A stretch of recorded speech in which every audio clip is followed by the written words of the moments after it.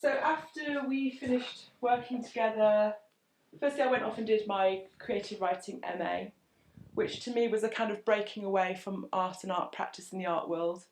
But what happened was it kind of didn't quite allow me to break off and kept pulling me back in.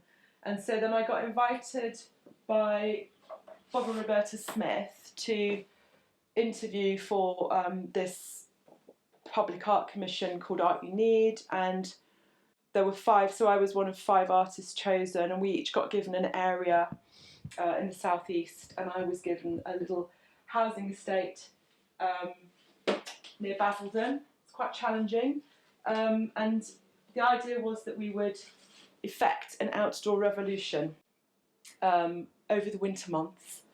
And so my practice, just me then, is very much about social engagement and events and just sort of making things happen. So I can see how it's come out of, because we did lots of sort of happening-y type things and cooking events with our practice together, our drink practice, and then I've kind of just shifted that on and taken it into the public realm. Again, collaboration is really a big part of my practice, so I invited lots of different practitioners then to come in and do different stuff. So for instance, there's an artistic practice called Rights and Sights, and they do lots of psychogeographic activity. So they came in and took groups.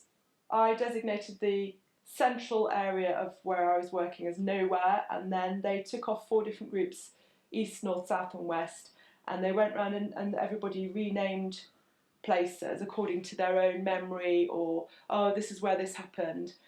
And then this was the map of the area, so I made the new map and it became the cover image for this. So I made in the end a faux souvenir. So it's a little bit again like when we did the fake estate agents as our catalogue. So that was the cover for that. So I'd really liked how we'd done this pamphlet, if you like, and so I sort of did that again. And then inside, so I got a writer, an artist who's also a writer. This was Simon Bill, and I asked him to make some ghost stories.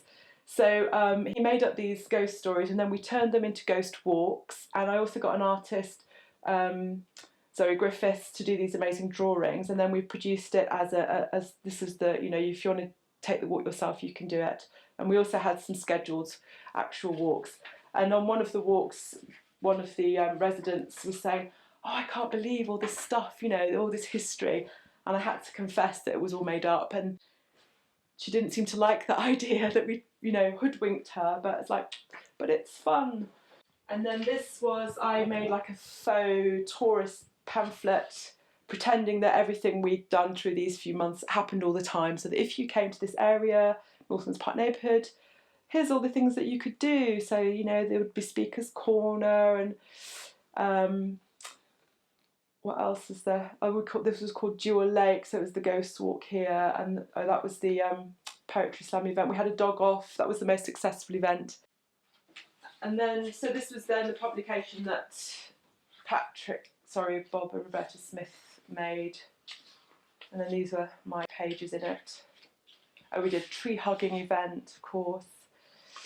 Oh, and I did some guerrilla gigs. So I made a MySpace account and sort of went on it and sort of friended everybody locally and musicians. And we did some guerrilla gigging, and then I had 3 local bands perform at the sort of finale event. So that was the first sort of major public art commission that I did. And then I got invited by South London Gallery they were setting up a residency called Making Play and working with the Scow Gardens estate. Mine was the first residency. I wouldn't say involved with, but I was really concerned about environmental issues. And I think is there a particular reason for that? Yeah, I think looking back, you know, this idea of not making things that had to be stored and transported and moved around, I think there's an environmental consciousness in there already. I've probably always been quite obsessed with sort of nature and not over-consuming, really. So it started to grow. So I moved up to Norwich, 2002, to do the MA, and ended up being up there for 4 years. And in the time I was up there, this environmental conscience was sort of getting bigger and gnawing away at me a little bit. And I decided I really wanted to do a development think tank. And then when I was invited to do this residency, they have a shop unit, a disused shop unit on the estate, and that was part of the residency. So I thought, oh, definitely. So again, it's this idea of structures, isn't it? You know, sheds and caravans and a space, contained space. So I love the idea of that. So we made the think tank, and because it was about making play, we put in the fun. And I used the transition town model. I don't know if you've heard of the transition towns. What are they? Can you explain them to us? Yeah, so when I first moved back to London then, I became aware of it at Transition Town Brixton. This was the first London transition town. And it's a group of people who, rather than protesting about all the problems, they actively vision how do we want to be in 2020 or 2030. And then, you know, when we're in a carbon neutral and post-oil scenario, how do we want to be? How do we want to live? And so let's work out the vision of what we want to have and then work backwards from it. So it's all very proactive. So we had an energy group. At the end, we had a straw bale talkie-okie, and that was based on, I'd been to climate camp one year, and they always had these sort of straw bale meetings, and they used the consensus hand signals and everything. And so, yeah, we created this manifesto, which was performed at that final event. Food and growing, that was obviously the most successful in that was the easiest thing to keep going afterwards. So I created a sort of a mini allotment really on the estate, and so this is instructions of crop rotation and what to put in your beds when, and I think that's still there, the allotment, so that's it, just in its beginning phase. And this is the back of the South London Gallery? Yeah. And then in fact there was the awful fire, wasn't there, about 2 years after this, I think. And so then they made as in memorial to the people that died, they then made a fruit orchard around that allotment area. Think about waste. I photographed all the bits of waste around the estate. Trees, so manifesto point 6, trees are for climbing.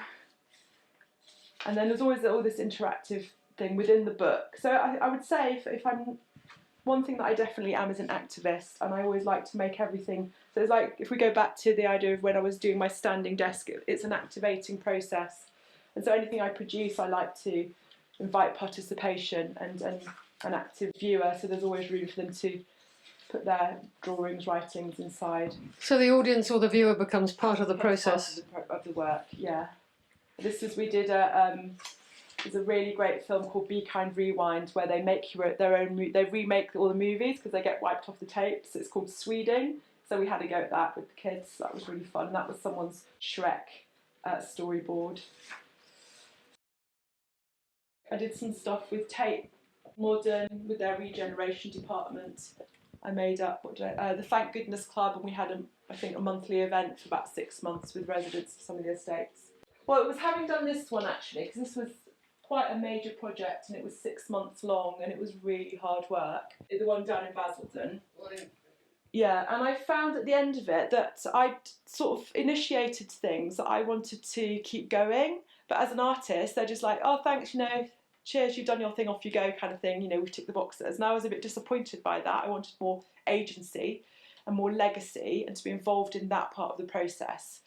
So I thought, well, how can I make what I do actually be more meaningful? And so I ended up, when I came back to London, enrolling for this MSc in the Environment and Sustainable Development. Where was that? And that was at, it's called DPU, Development Planning Unit, which is part of the Bartlett School of Architecture, part of UCL. But interestingly, it was an amazing course. I'm really glad I did it. And one thing that came out of that for me as an artist was the dissertation I did. I actually wrote about my experience of doing the public art commissions, because it was this question of, can artists effect change or not?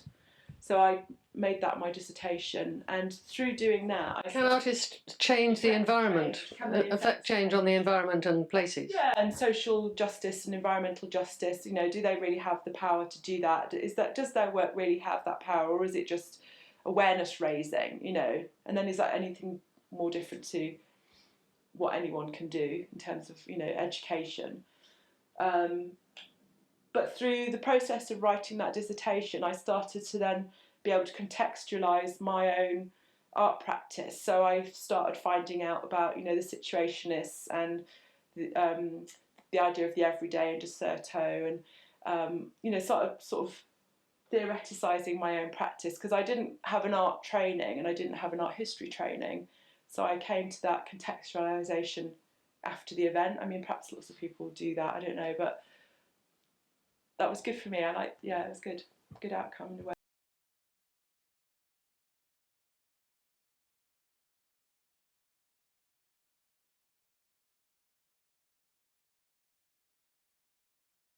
I did have this urge to write. I wanted to be a writer. So it felt like... Where do you think that came from? Was it something to do with your fascination with language? Because you started as studying German and Russian. Yeah. Are you a natural linguist? Are you bilingual, or? Yeah, I can speak German easily. Yeah, definitely. Basically, I am going to write the book of You Know You're a Writer If, because it's taken me all this time to work out I'm a writer. I grew up reading and loving sheds and tree houses and places where you could be contained and hidden away from the world, so I can there see the relationship with the pillboxes, and just reading. That's what I did all the time as a kid.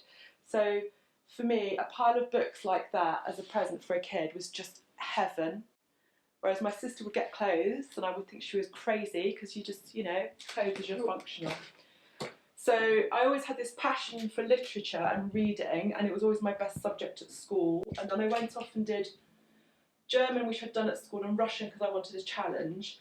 But the delight of Russian then obviously was the materiality of the text on the page, because just look at that. I mean, it's too gorgeous. So I started it from scratch at uni and ended up just doing 3 years because I got too involved with my art friends. Even at A level, I was reading some works in German, and then obviously on the degree course we were expected to read the German works in German, definitely, and I did read a lot of the German works in German, and I tried to do some of the Russian works. And what I really enjoyed was this misunderstanding and half understanding. And again, only later do I see that that is and can be a practice as an artist, that not understanding.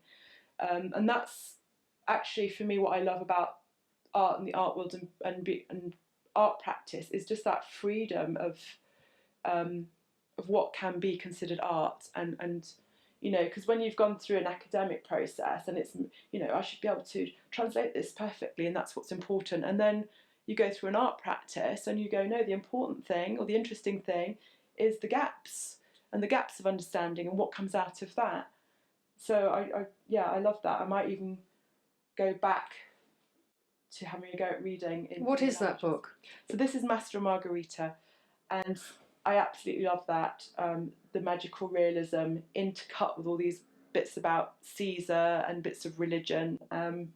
So I would say, if we're thinking about who I was influenced by, and even when I started practicing with Philippe, it was all literary influences and very much the Russian writers I was reading, and some of the German, like Kafka. So I loved Gogol, his absurdism, and I absolutely loved this book. So this was written around the time of the Russian Revolution, and what I loved about this actually was its visuality. So it has these scenes which I can't, when I'm reading them, I imagined them as like amazing pen and ink line drawings. So I really... Almost like a graphic novel. Almost like a graphic novel, but in words. So those are probably the great imagery bits actually that I've picked out there. So that made a really big impression on me. And then when I came to writing, like my first short story that I wrote when I was on the MA, was very influenced by this and this style, and really making those pictures on the page. So I would say I was very interested. My art practice has been influenced by my reading and writing practice, but then cycling back in reverse. So refusing to make objects as an art maker, and then when it comes to writing, what do I write about? Objects. So it's quite sort of contrary practice that I have. And I think it's because I'm literally obsessed with stuff and the idea of stuff and waste and all this stuff that comes through our door and what does it all mean. This is a list of, so it's an inventory story. The list is a real list that we made in '97, I think it was. We had boxes and boxes and boxes of stuff in the loft of our attic flat, and one day we looked up and saw that it was really bowing. It looked like it was going to literally collapse. So we got it all down. We boxed it up, inventoried it, and then took it off to our studio. We had a studio at that point in Minute Road, and made a tower and burnt all the stuff and made a film of it. Yeah, so this is in '96 because I was pregnant. Yeah, pregnant with Fila. Yeah, and then the list. So we'd handwritten the list onto this big piece of like rolled up parchment paper. And then later on, Philippe decided he was going to appropriate this list for an artwork of his. And so I get sent this catalogue through the post with this artwork in. So I was like, okay, then I'm reappropriating that artwork back. So I got the list back, and it became this story, which I called Ada and Carter. And I've stolen a bit of Perec to start it off. So it could start here in this way, with this list, an inventory of items stored in their loft between 1987 and 1997. And then I go into the list, and then I've sort of processed the list. So I did some word association, categorisation, and then categorising the categories, and further categorising those categories until we get down to a single category, which was goods, and then that's the end. So but this is to me, that's my most successful piece of writing so far. But obviously, your average reader would struggle reading this piece because it's not story driven. Because it's been published and people have then read it and said, oh, I was crying. So it does have an emotive response, in fact, which is great, an interesting response. So would you say that this was in some form or another a collaboration with Bradshaw? This story? Yes. Yeah, maybe. It's me taking back what I think, yeah. I can't do story, I don't know how to make up story. And I write from life events. But You say you don't know how to make up story, except at the very beginning of our conversation you showed us the blackboard drawing of an arc of a storyline. Yeah, well, that was me desperately trying to fit my material into a proper narrative arc. So I've just been, about 2 or 3 years ago, I just realised I just didn't know how to do that structural narrative arc, and I really needed to learn it to just really know have a clear idea of what I'm meant to be doing.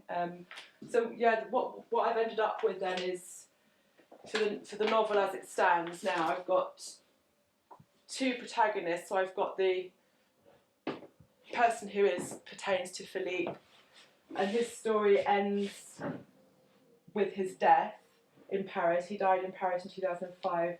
So I've kind of crammed 5 years of events, I would say, into like 9 months, and he goes backwards, starting with the end down to this point here, which is when he was kind of picked up really by his French gallerists. And then this is my narrative from a year ago, and I'm going through, I got sent by the gallery boxes and boxes of stuff from his studio. I left them in storage for years, and then I had to address that because where they were being stored, the person was moving. So I finally opened the boxes, and they were full mainly of rubbish, so like razors and toothbrushes and literally just crap. And I was really furious, but I had to go through it because it belongs to the kids. So I'm the guardian of the estate on behalf of the kids, and so I felt, right, I need to go through and see if there's anything of value here. So that's my narrative essentially going forwards. So they do this sort of crossing over point. So I'm presenting it as fiction, adamantly. I don't want it to be biography or autobiography or portraiture.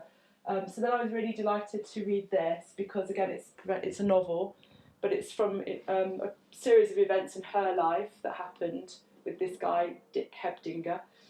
But it's classed as auto-fiction. So where you're just directly writing from life, but you're presenting it as fiction.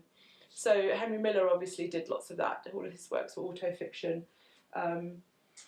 Chris Kraus is an autofiction writer. I mean, I think lots of writers actually are, aren't they? They write from real life and real events. Yeah, so I was really actually pleased to find a place where my writing does fit in a sort of literary fiction genre, if you like, because that's always been the worry of where will it be placed. There's lots of art in the novel, obviously, there's lots of art making in there, and I see all this practice of archiving and processing as part of my art making, if I'm honest, I really do. So so I've gone this full circle of being a writer but not realising she was a writer, but being very interested in art and also wanted to make art and then doing art, to then going off to the UEA to learn to be a literary writer, realising I didn't fit, going back into art, finding out about situationism, etc., and having a little sort of light bulb moment, going, oh, that's what I do, and like a day tournament practice and happenings, and then coming back now to Goldsmiths to do the PhD, and it feels more like an art practice but through writing, just the whole process of it. So I think I've realised that maybe I am an artist who writes. So if I had to be categorised really simply, maybe that's what I am, an artist who writes. Yeah.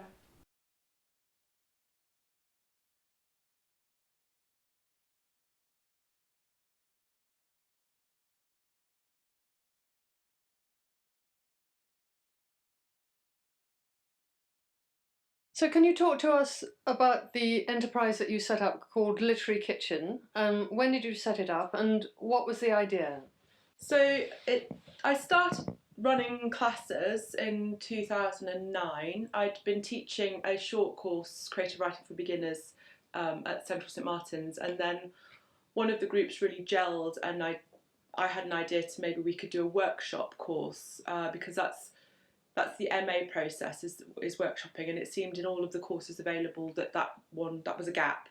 So I offered that, and those students kind of largely stayed with me over the next 2 years, and we were doing it in their apartments, one of whom, this guy had amazing design, he was a designer and he had amazing flat in Clerkenwell, and we went in and sat down at his big table and he started sort of being the host and plying us all with amazing food and wine, and I'm thinking, you're paying me to do a course and you're kind of feeding my students wine. So what we did was we made it that everybody who was presenting, 3 people presenting each week, would then bring food and drinks. And a couple of years down the line of doing this just once a week course, another writer friend of mine was saying, you've got to name it, you've got to name it. So we sort of bounced back some ideas. So actually my friend Carlo Prey, a script writer and writer, named it Literary Kitchen, because he'd done some workshopping with us, and so it was very fitting as to how it had kind of evolved. And then I began it really because at that time I'd finished my MA, I'd sort of lost my art practice to an extent. Well, I've done some of these public commissions, art commissions, but that wasn't really what I wanted to do. I wanted to move fully into writing if I could. But because I wasn't a published author, it's impossible to get a post at a university, for instance. So I had to set my own thing up. So that was what I did. And then but I was really keen for it not just to be the teaching, that was just a sort of functionality I needed to earn a living. But I knew I really also wanted to do events. And I'd started, when I was living in Norwich, I'd started doing some events, firstly in a shed in my back garden in the house that I rented when I first moved up there. And then I bought this lovely tall skinny Georgian house in the city centre, and I did a really great salon event there over all 3 floors. And then I transferred that to a space in London, a place called the Union Club. So I always knew that I wanted Literary Kitchen to evolve and definitely be part of my practice really, and follow through with this process and performance idea. And I love the idea of, and because I do love to have spaces and environments, so it's still part of the shed, the pillbox, the making spaces thing. I just wanted to have my own place that I could put my own imprint on, and that, for instance, we could do writing and workshops and we could put the results up on the wall immediately. We could have a blackboard wall and we could be doing pieces on the walls. And also I like the idea that if we did performative events in that space, and then students coming in and learning and doing their new writing knew that then there was active performance happening in the space. So in 2011, end of 2010, I leased a shop on the Bellenden Road, and ran everything out of there for like 6 months.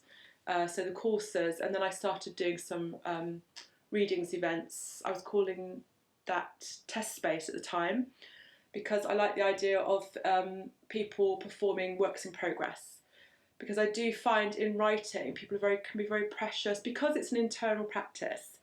They always worry about sharing works in progress. So I really like to kind of push this idea of, because the artists have studios, and you go and visit each other at your studio space, and there is the work. It's just, happening around you, and it's very visible. So I think artists are much more relaxed about work being out in the world. So anyway, I had that space for 6 months, and then it became a bit unsustainable, paying the rent and managing my life and parenting, etc. So I let the lease go, and then started using, sort of being peripatetic and using spaces locally. And then that became quite good, because then I was building a relationship locally within the community. So then, since moving to Camberwell a couple of years ago, I've just transferred everything here to Camberwell. So I run classes at a place called Ortus, which is the Maudsley Hospital's new eco-built learning teaching centre. It's an amazing venue to work from for teaching.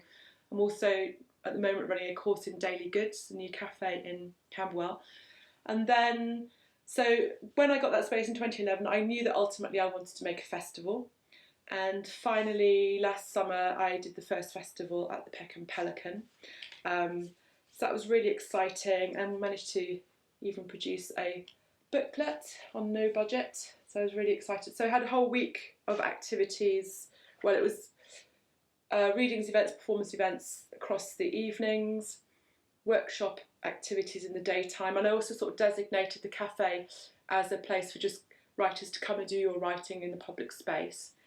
And then at the weekends we had some agent events, agent-led dog walk, poet-led walks, and on the Sunday we had like a sort of indie journals fair, which was really successful.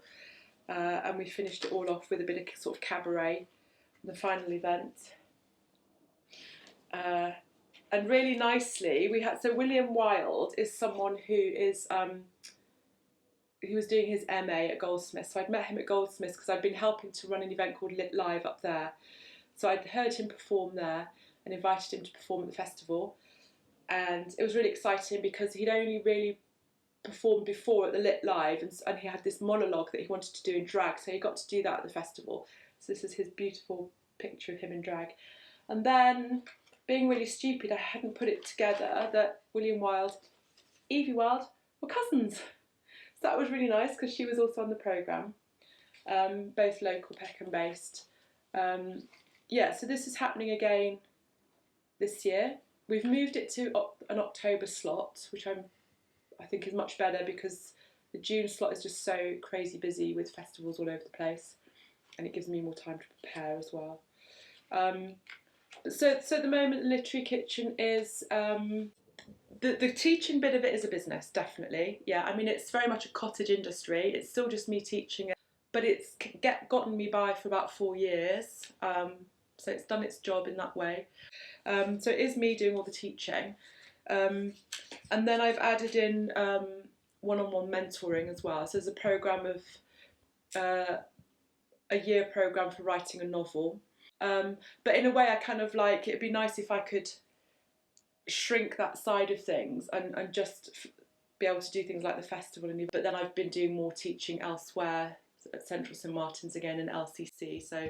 And what are you teaching at Central St Martin's? So I'm back to covering the creative writing for beginners short course at the moment on the Tuesday evening. And at LCC, this time last year, I was applied for this job. They wanted creative writers to come in and do writing workshops with their design students. So, and it's in their CTS department, the Contextual and Theoretical Studies department. Why did they want that, do you think? Yeah, Design and well, writing. there's a really interesting artist course leader there called Mark Ingham, and it's his baby, I would say. And it turns out we've got lots of commonalities, like he's really into, the Oulipo and Kenneth Goldsmith and Aubrey Webb and all of those kind of things, and materiality of writing. So he's really interested in it as part of his practice. So it was his baby. We ran it as a pilot for 6 months and did a symposium at the end. And then when we got re-employed in September, they just kind of shoehorned us back into their formal CTS programme. But then this term we've been asked to give them lectures again. So I've managed to incorporate my practice into the lectures, which I was really pleased about. So I've done one based on Kenneth Goldsmith's course called Wasting Time on the Internet, which he teaches over 10 weeks. And it's that taking that psychogeographic drift but through the internet, and out of which you produce new pieces like cut-ups and collages. So I've just been doing it as a one lecture, and they do a 40-minute drift and produce pieces, but the pieces they produce have been really fantastic. And then I'm going to do a second lecture about materiality in the Gertrude style and Oulipo and constraints. And will this feed into your literary kitchen enterprise? Yeah, definitely, because for the festival as well as the evening performative events, I'd really like to offer a whole full week of workshops, things like draw, write practice, taking the line for a walk kind of practice, Oulipo constraints. So maybe we do some 2-hour workshops. And I really like, if they'll let me, because they often have art on the walls, so I'm going to try and say, can we have the bare walls for our week, so that we can stick stuff up that's produced, so that as the week goes on, the space gets more. What space are you talking about now? Peck and Pelican. So that's where the festival will take place again. But I like, again, the idea of externalising the practice and making the process of writing very visible, because it's such a hidden practice. Ordinarily, there's this idea of genius with writing, if you didn't fall out of bed or fall out of the womb with the book and the novel almost ready, then you're not a writer and you're not a genius. The reality, so what the hardest thing for me teaching new students and new writers is, even though I say it 1 billion times, writing is rewriting, they still worry that if it doesn't come out perfectly on the first go. And I can reiterate that every single week. Writing is rewriting. You get it down and then you shape the clay and then you edit. But so I think the reason people find that really hard to understand is just because there is no external evidence of this process of writing. So I would say that was my mission with the festival, is to make the processes of writing visible and accessible and less scary.